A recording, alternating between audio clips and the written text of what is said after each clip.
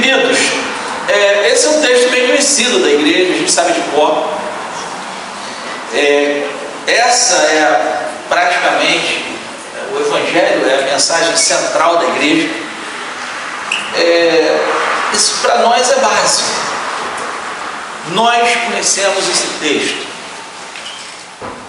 e acredito que procuramos viver esse texto, obedecer a essa grande comissão.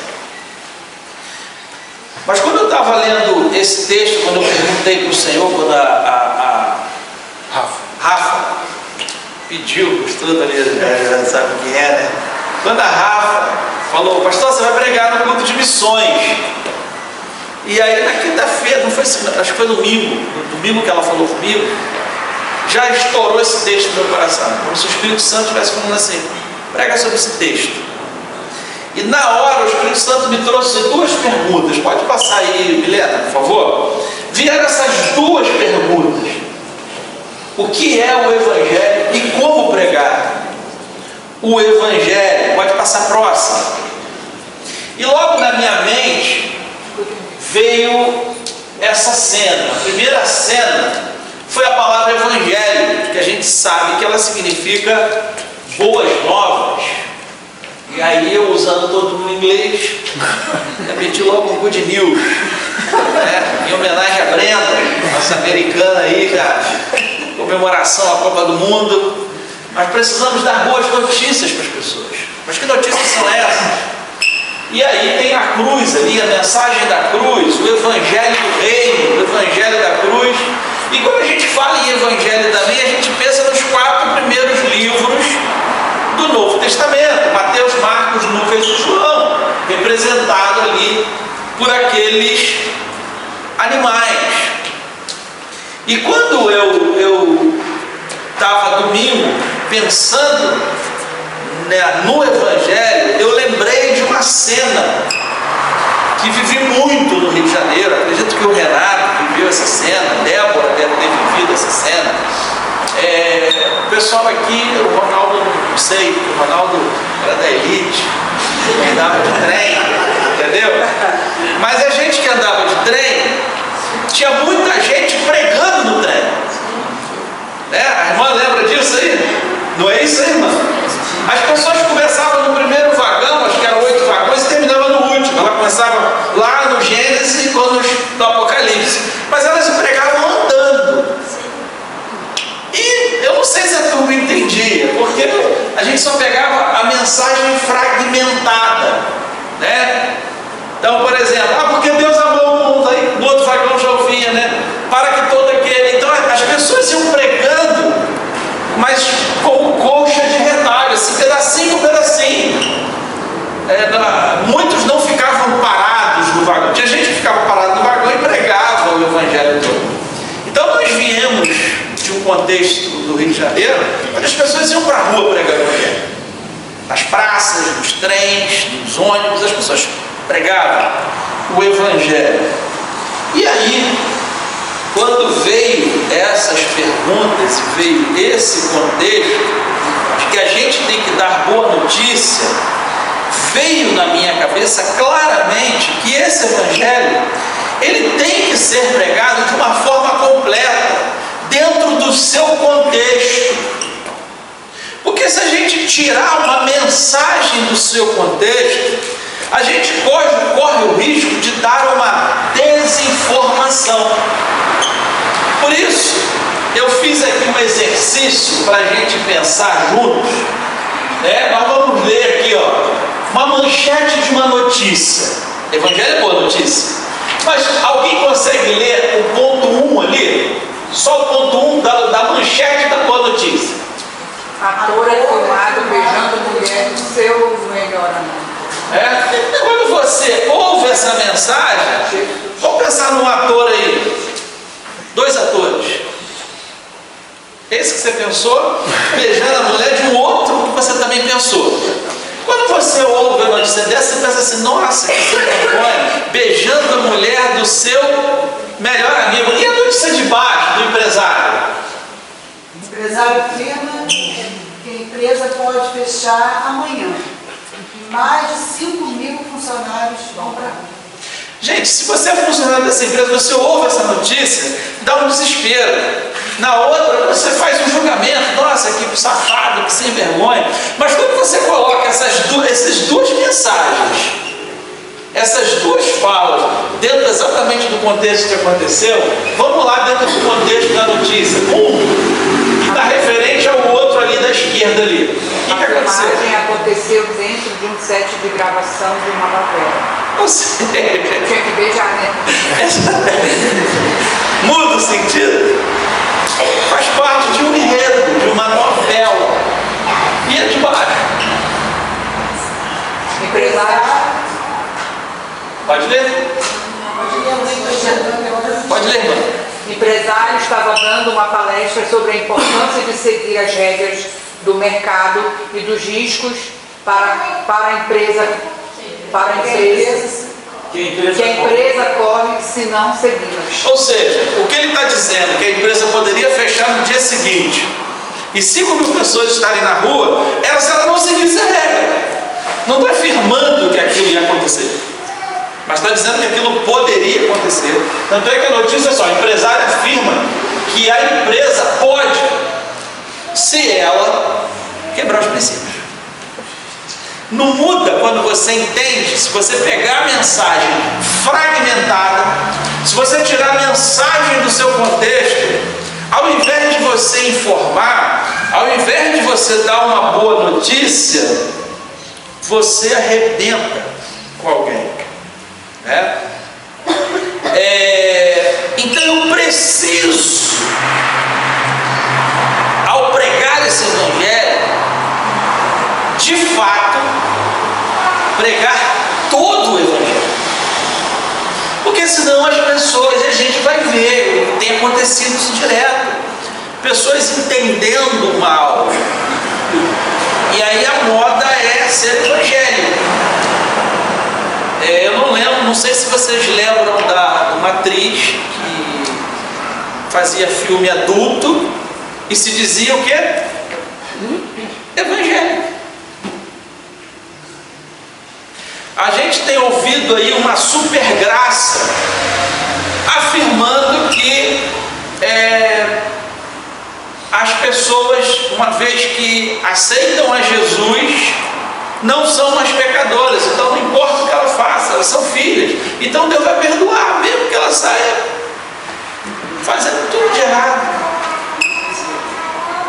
Ou seja, quando eu tiro o evangelho do seu contexto, eu crio uma heresia. E o próprio Paulo já afirmou, pode colocar, por favor, o outro slide, Leandro, que quando, primeiro, Mateus está dizendo que eu tenho que ensinar as pessoas na grande comissão todas as coisas que Jesus tem ordenado. Eu não posso pregar um evangelho de conveniência, pegar só a parte que me interessa. Eu não sei quantos de vocês, quando criança, tinha aquele biscoito recheado, abria o biscoito, a Rafa fazia muito isso, e comia só o recheio.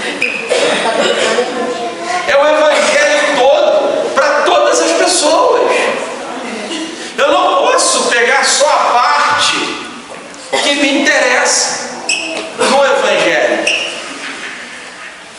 Ou eu aceito o evangelho, ou eu prego o evangelho, ou eu vivo o evangelho, ou eu estou brincando de evangelho. Fez sentido isso para vocês?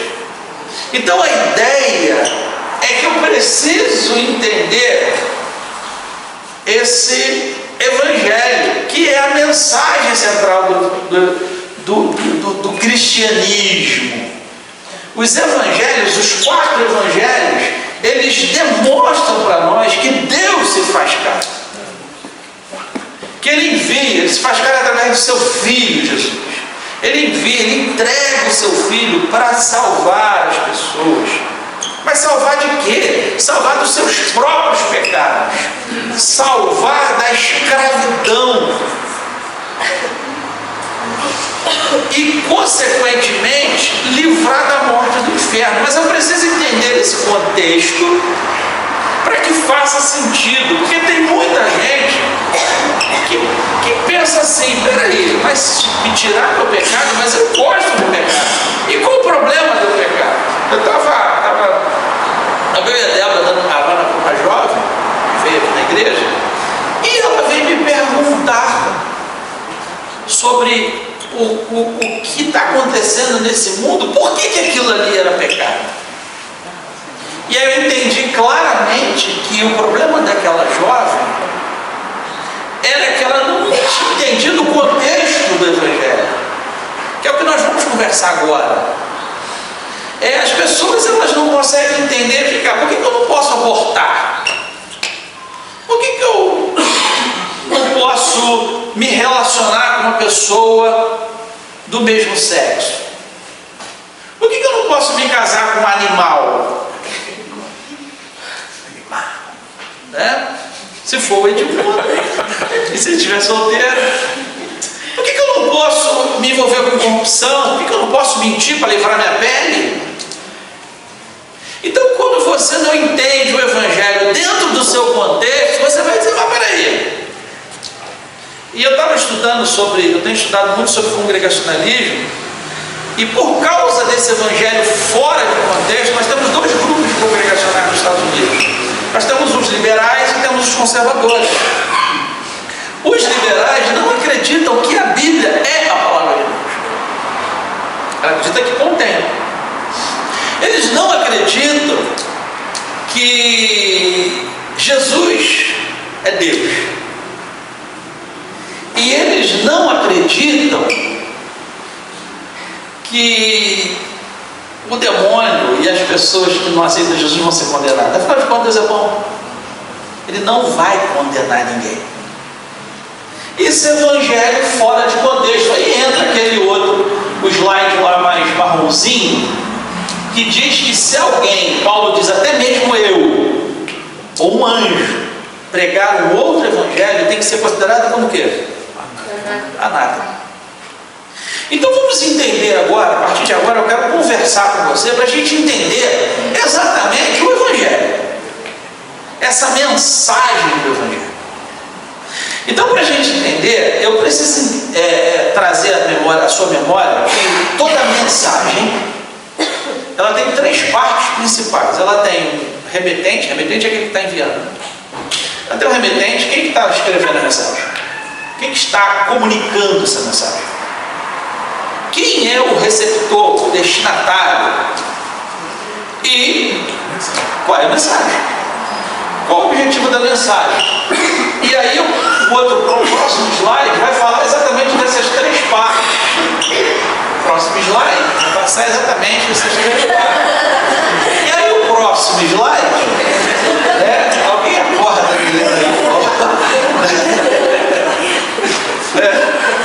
ele vai falar exatamente sobre isso. Lá no fundo você tem um trono branco, depois você tem aqui toda a história da humanidade, e você tem lá a cruz, um abismo, a humanidade e o paraíso lá, o céu lá, a vida eterna. E quando a gente olha para esse desenho, e quando olha para a Bíblia, a gente vê exatamente, queridos, quem é esse destinatário? Não, remetente. Remetente, quem manda?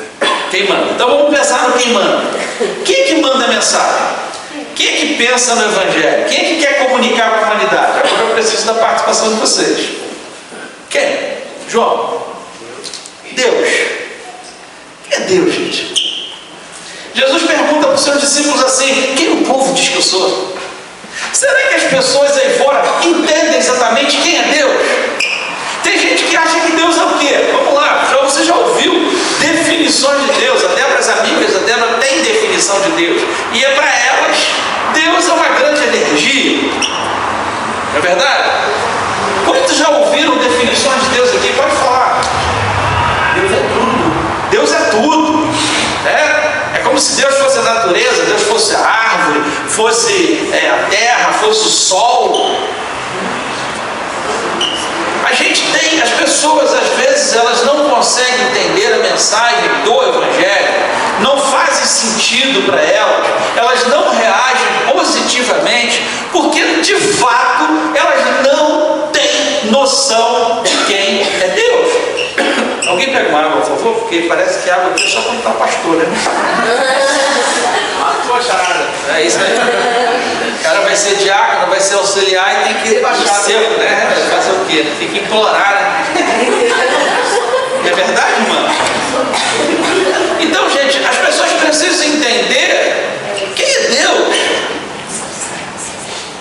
E a gente vai olhar como pregar o Evangelho. Sabe quando que as pessoas vão ver Deus, entender Deus? Quando elas verem Deus em quem? Nós. Obrigado. Então não adianta a gente fazer igual aquele homem do trem e sair falando. Primeiro as pessoas precisam o quê? Ver, porque a ideia de conhecer Deus, por exemplo, quantos aqui conhecem o Neymar? Levanta a mão, Neymar. Pessoalmente? É isso aí, ó. Que isso? Agora é água para tudo quanto é lado, né? Alguém quer ser batizado aqui? Vem aqui à frente que eu tenho água. Mas queridos, essa questão que o Renato, a gente sabe quem o Neymar é, sabe que ele é um jogador de futebol, sabe que é patrocinado por quem? Não fala não, Renato. Puma. Quem falou? Nike, Puma. Puma, entendeu? A gente sabe, a gente tem algumas informações genéricas do Neymar. Cai muito. Oi? Cai muito, ou cai, né? Cai sai rolando, né? Machuca e rola. Deita e rola. Então a gente tem algumas informações, a gente sabe quem é. Gente, todo mundo, você fala em Deus, todo mundo sabe de deuses, todo mundo fala, mas são informações genéricas. Ninguém conhece pessoalmente assim, de nós, né? A gente não conhece pessoalmente, não conhece na intimidade, não conhece. A única forma das pessoas realmente saberem quem é Deus é se relacionando com a gente, com você que é cheio do Espírito Santo. Para ela conhecer Deus, ela precisa de você, manifestando a glória de Deus na sua vida. Aí ela vai entender, ela vai olhar para você e vai ver quem? Deus. Ela vai ver o teu comportamento, a tua atitude, o teu caráter, ela vai entender. Então entendi. Fez sentido? Então a gente está dizendo, quem está mandando essa carta é Deus. E a Bíblia fala algumas coisas sobre Deus muito interessantes. Primeiro que Ele é soberano, Ele é Senhor, Ele é Criador. Essas coisas podem parecer simples para nós que ouvimos isso e cantamos isso. Gente, mas esse contexto do Criador, do soberano, do dono, isso é muito importante entender isso. Porque esse Deus, que a gente chama de Deus triuno, Deus Pai, Deus Filho, Deus Espírito Santo, que fez todas as coisas, que governa todas as coisas, que é dono de todas as coisas, quando eu faço essa declaração, eu chego à conclusão de que, é Ele que domina, é Ele que controla, não existe vida, não existe existência fora dele. É isso que a Bíblia diz. Ele é o autor da vida, Ele é a fonte de tudo que vem, que existe, vem a partir dele. E quando Ele fez a humanidade, Ele fez com um propósito.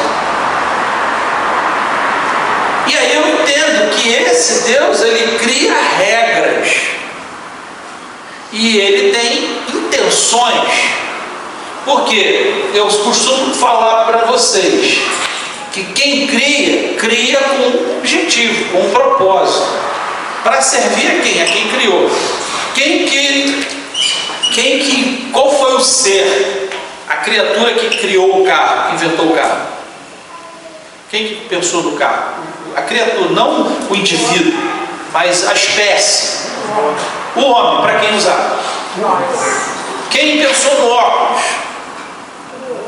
Para quem usar? Quem pensou no celular? Para a utilidade de quem? Você já percebeu que quem cria, cria para si?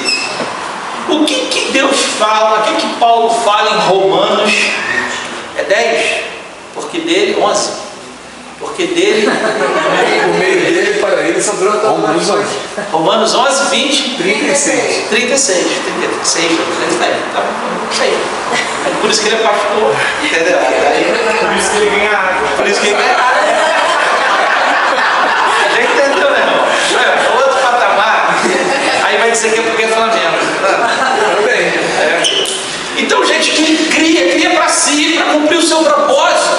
Então, quando eu digo que o Criador, o soberano, aquele que para você existir, para você respirar, você depende dele. Quando eu digo sobre uma soberania, alguém todo-poderoso faz alguma coisa, para tudo. Quando o ser humano entende esse contexto, quando ele vê a glória de Deus manifesta, não tem como não tremer, gente. O Renato começou o culto aqui falando sobre altar de adoração. Não sei quantos viram aqui eu catando a minha sobrinha neta aqui pelo braço. Eu sou de um tempo, gente, o Benjamin, meu sobrinho neto, outro sobrinho neto, diante de mim, esse guri é um anjo, ele é quietinho. Eu era o terror na igreja. Eu tocava terror ao redor do templo. Corria, o Anderson também era diferente, subia escadas, o diácono vivia me catando pela orelha, dando pedal no Robinho. Mas quando eu entrava no templo, antigamente tinha isso. Quando eu entrava, e o medo, até hoje, acho que de trauma de infância, eu tenho pavor desse negócio aqui, ó, chamado culto. Tem mesmo, gente. Por quê? Porque era uma reverência. A gente perdeu, a nossa geração. Dalila e João, estou criticando vocês não, tá? Só pegando o exemplo aqui. Oi? A gente perdeu, acho que as irmãs, não sei se é dessa época, as crianças ficavam quietinhas do lado, dormindo. Aí se soltasse um pio. Por quê? Cai-se diante dele toda a terra. Nós estamos prestando culto. Esse lugar é sagrado. É santo. Havia esse Deus. Quando as pessoas entendem quem é Deus, não tem como não temer. As pessoas não respeitam Deus. Por quê? Porque não entendem Deus. Acha que é uma energia, acha que é uma força, acha que é o universo, acha que é a natureza que conspira. Aí não vai ter respeito. Agora, quando entende o grande general de guerra, quando entende o Criador dos céus e da terra, não tem como não ter a experiência de Isaías, Ezequiel. Não tem como ter aquele camarada que falou assim: ai, vi Deus e vou morrer. Porque grande e terrível é um negócio apavorante. A nossa carne material não aguenta a glória de Deus. Por isso a gente vai precisar de um novo corpo, um corpo celestial, não corruptível, porque o poder todo reside nesse ser. Toda a fonte de poder, toda a autoridade, toda a pompa está nesse ser que criou todas as coisas, que faz o demônio mais poderoso tremer, apavorar e abalar. E é esse que nós chamamos de Pai. É esse que mostra quem Ele é para nós, e Ele diz que Deus, Ele é amor. 1 João 4,8 diz que Deus é amor. Esse poder todo, esse dínamo todo é extremamente amoroso, e é esse amor que faz ele se mover na nossa direção e agir na sua e na minha vida com graça e misericórdia. E esse Deus Todo-Poderoso, que é amor, ele também é santo. Isaías 6,3 diz que nele não habita trevas algum, não existe corrupção corrupção, ele é puro, ele é perfeito. E para se relacionar com esse Deus, para ter comunhão com ele, para estar com ele, para morar com ele, para ter a vida dele, para estar na presença dele, para o véu poder ser rasgado, para a gente poder contemplar, sequer dirigir a palavra a ele. Não é à toa que a Bíblia diz: não dirás o nome do seu Deus em vão. É muito poder, é muita santidade, é muito amor. Então, para eu poder estar na presença dele, só em santidade, não é possível estar na presença de Deus de qualquer jeito. A Arca da Aliança representava a presença de Deus. Os filisteus botaram essa arca lá no templo de Dagom. O que aconteceu? Caiu. Acabou com tudo. Filisteus foram amaldiçoados. Botaram a arca numa carroça e falaram: vamos mandar isso embora, porque nós vamos ser destruídos. Mandou embora. A arca foi parar na casa de quem? Esse camarada aí, que era pai de quem? Que era parente de quem? Um homem chamado Uzá. Aí a arca ficou um tempo lá. Quem cuidava da arca? Uzá. Pai dele, casa dele. Eles estavam com a presença de Deus dentro de casa. Aí Deus restaura Israel, vamos levar a arca de volta. Botaram a arca igual os filisteus, ou seja, não olharam como que Deus tinha que ser adorado, de acordo com... Era o povo de Deus.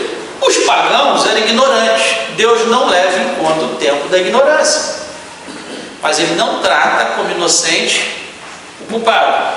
Bota a arca ali no lugar. Ele é cheio de intimidade com Deus.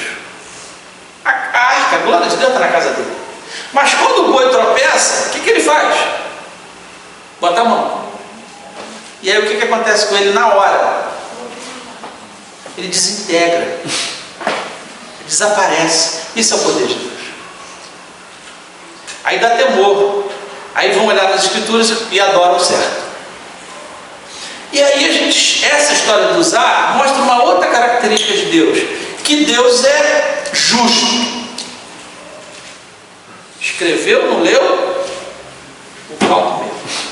De Deus não se zomba. O que o homem planta, ele vai colher. Deus é justo. Deus é íntegro. Salmo 11:7 fala isso. Ele é coerente. Ele age de acordo com as próprias leis que ele criou. Por isso, a Bíblia diz que a alma que pecar, essa morrerá. O salário do pecado é o quê? A morte. Não dá para pecar e viver na presença desse Deus. Não dá para pecar e servir esse Deus. Não dá para pecar e ir para o céu.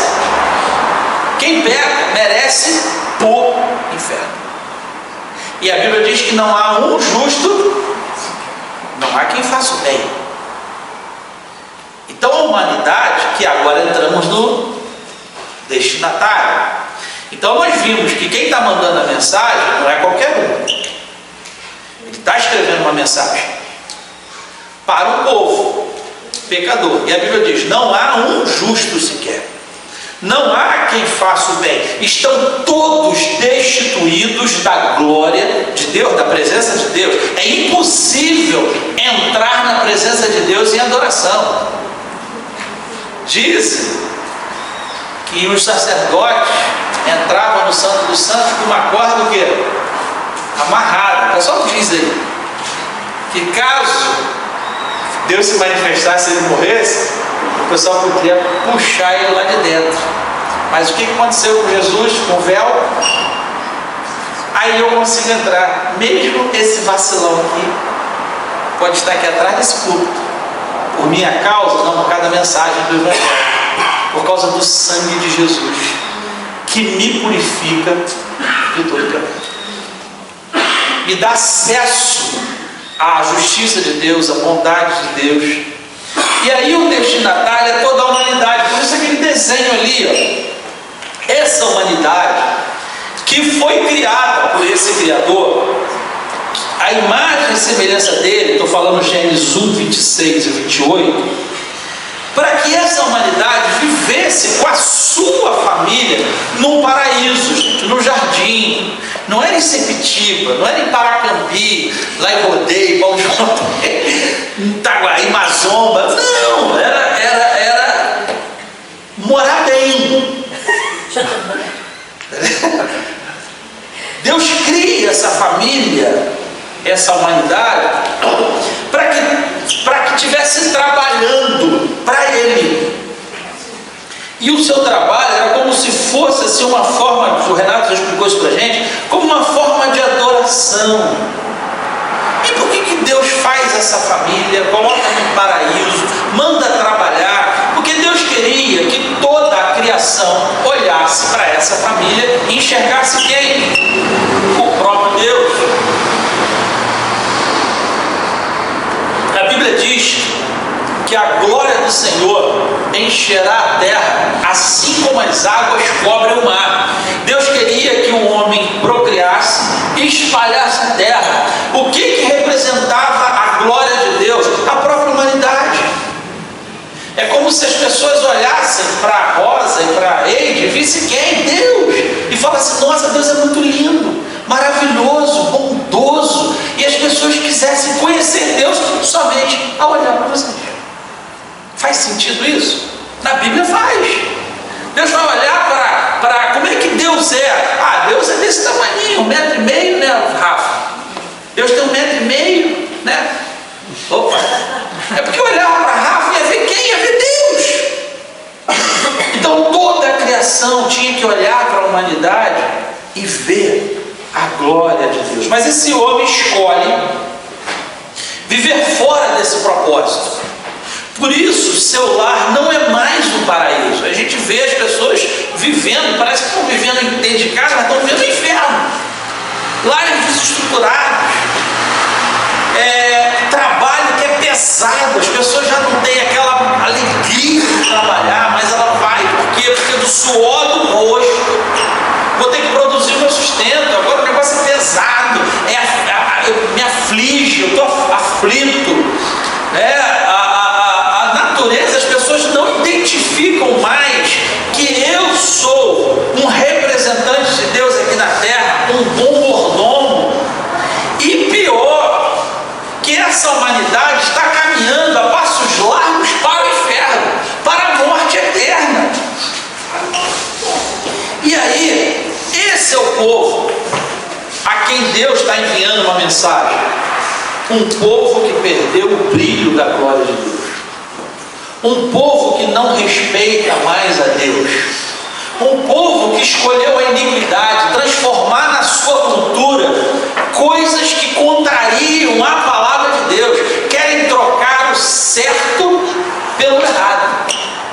E é essa mensagem que tem que chegar a esse povo. O povo que quer dizer, bater no peito e dizer: meu corpo, minhas regras. Aí alguém já disse: faça um universo para você fazer por regras. Porque a regra é de quem fez. Quem constrói, constrói com um manual de instrução. E Deus nos deu um manual de instrução. Para funcionar bem, tem que ter um manual de instrução. E aí eu tenho uma mensagem. Eu já tenho um destinatário, eu tenho um povo. E que mensagem é essa? Qual o objetivo dessa mensagem? A mensagem é que Deus, movido pelo seu amor, entregou o seu Filho para nos justificar, resolveu esse problema de justiça de Deus, derramou o seu Espírito para nos santificar, a fim de nos livrar da morte, perdoando nossos pecados e restaurando o propósito original que se havia perdido. Então é uma mensagem de amor, de redenção, de salvação, de perdão, de libertação, de transformação. Não é uma cruz barata, aonde você levanta a mão, recebe tudo e não precisa caminhar. Não, mas é uma mensagem, olha, vem que a sua vida vai ser transformada. Vem que os seus pecados vão ser perdoados. Vem do jeito que está, mas você vai ser transformado de fé em fé, de glória em glória. Amém? E aí, para encerrar, gente, como que eu entrego essa mensagem para um povo que talvez, será que esse povo quer abandonar os seus pecados? Será que esse povo quer pagar o preço de viver de acordo com Jesus e não de acordo com o príncipe deste mundo, com a esperança de uma vida eterna? Eu não sei, mas eu sei que eu e você temos que pregar esse evangelho. E como nós pregamos esse evangelho? Primeiro, Atos 1:8 nos diz: recebendo poder ao descer sobre nós o quê? O Espírito Santo. E aí, com esse poder, a gente vira uma testemunha viva, aquilo que eu falei. As pessoas olham para a gente e veem a glória de Deus. Por isso que eu preciso receber primeiro essa mensagem e viver essa mensagem no poder do Espírito Santo. Uma vez que eu recebi essa mensagem, eu estou vivendo essa mensagem no poder do Espírito Santo, eu tenho que fazer com que as pessoas me vejam. E aí Mateus 5, 13 a 18 é aquela passagem de que nós somos luz e sal. Então o que acontece? Você não esconde a luz, você não esconde o sal, você vai para a vitrine, você vai para o mundo. Jesus falou: não peço que os tire do mundo, mas que os livre do mal. Eu tenho que estar no mundo, mas não pertencendo ao mundo ou com amizade com o mundo, mas sendo luz e sal. Então eu deixo a luz do Evangelho brilhar em minha vida publicamente, no trabalho, na escola, no meio dos meus amigos. Eu estou lá vivendo o Evangelho. Então você percebe que antes da gente pregar, a gente recebe e vive. E a gente deixa as pessoas verem a nossa vida, e a gente já não precisa abrir a boca. Mas aí acontece, 2 Pedro, capítulo 3, versículo 15, acontece uma coisa: é impossível você, cheio do Espírito Santo, estar vivendo publicamente o Evangelho e você não ser questionado. As pessoas vão pedir prova da sua fé. Vem cá, por que você é assim? Por que você já viu como que o Hendrick está pregando o Evangelho sem abrir a boca? Sabe quem é o Hendrick, né? É um menino de 18 anos que está no banco. Para mim, é um cara bom. Deveria estar aqui. Aí não convoca. Qual é a reação dele? Ele está orando, não está indo para balada, está cheio de Espírito Santo. E aí, o mundo inteiro já sabe que ele é evangélico, o mundo inteiro sabe que ele está fazendo obediência. Ele está pregando sem abrir a boca, sentado no banco. E aí Pedro vai dizer em 1 Pedro 3,15 que eu tenho que estar pronto para responder quando eu for questionado. Uma vez me perguntaram: ô Maia, como é que você consegue evangelizar tanto? Eu falei: eu não evangelizo, eu só respondo quem me pergunta. Eu só vivo. Você vai ver, coloca, eu estou lá na rua, eu estou nessa empresa, eu estou falando, daqui a pouco as pessoas questionam, vem cá, e aí perguntam, e o que eu faço? Aí eu apresento, aí eu falo de Deus, eu falo do pecado da humanidade, e eu falo do plano de salvação. Eu falo que Jesus morreu na cruz, e ninguém pode ir ao Pai senão por Ele, a gente tem que ter o Espírito Santo para nascer de novo, e aí as pessoas têm que se batizar e tal, e as pessoas aceitam. Até porque o maior interessado em salvar as pessoas não sou eu, é quem? É Deus. E eu vou falar para quem quer ser salvo, porque tem gente que não quer. Eu já contei essa experiência aqui na igreja de uma amiga que eu falei de Jesus para ela. Ela falou: mas eu entendi tudo, eu sei tudo, mas eu não quero largar meus namorados. Ela namorava 3, 4 ao mesmo tempo. Ela falou: não, eu quero o meu carnaval, eu quero cantar. E eu sei que se eu aceitar Jesus, ela entendeu o Evangelho. Eu sei que se eu aceitar Jesus, eu vou parar com isso. Jesus vai me transformar, Jesus vai mudar minha vida. Eu não quero ter minha vida mudada. Acredita nisso, gente. Tem gente que não quer o Evangelho. É verdade, tá? E aí, eu tenho que estar preparado para responder os questionamentos. E aí, uma vez que as pessoas me questionam, eu posso apresentar o Evangelho. E segundo Mateus 28:19, eu vou conduzir esses que receberem essa mensagem de bom grado ao batismo. E uma vez que elas se batizam, eu tenho que acompanhar o desenvolvimento de novos cristãos.